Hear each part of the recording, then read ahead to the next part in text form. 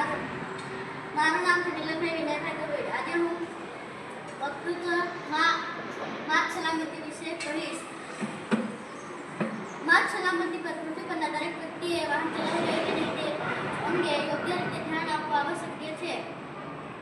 પુખ્ત વયના દેખરેખના અભાવના લીધે બાળકો અને વિદ્યાર્થીઓ માર્ગ અકસ્માતમાં નાની જાઓ, મોટી જાઓ અને મૃત્યુ પણ સંકુચિત છે. બાળકોને તેમના વયના માર્ગ સલામતીના નિયમો અને પગલાં સારી રીતે જાગૃત કરવામાં મોડું થવું જોઈએ નહીં. માતા પિતા અને શિક્ષકની ફરજ હોવી જોઈએ કે તેઓ બાળકોને સરસ દેખરેખ હેઠળ તેમને સારી રીતે ભણાવશે. આંકડાઓ મુજબ જાણવા મળે છે કે માર્ગ અકસ્માતોમાં કિસ્સાઓમાં બાળકો સામેલ છે. એ માટે આપણે પુખ્ત વયના જૂથ કરતાં તેઓને વધારે જોખમ રહેલું છે. પ્રારંભિક યુગથી તેમને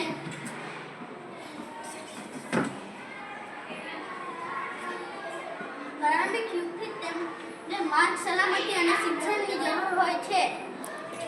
કોઈને ખબર નથી હોતી, ખાતરી નથી હોતી કે તેઓ આગળ જઈને શું કરશે, ઘરે શું કરશે અને આગળ જઈને શું કરશે. એ માટે આપણે ખાસ કરીને ટ્રાફિકની સ્થિતિમાં તે લોકો જાણી શકતા નથી કે વાહન કેટલી ઝડપી આવશે અને તે લોકો પોતાનો મનનો સ્વભાવ ઓળખી શકતા નથી.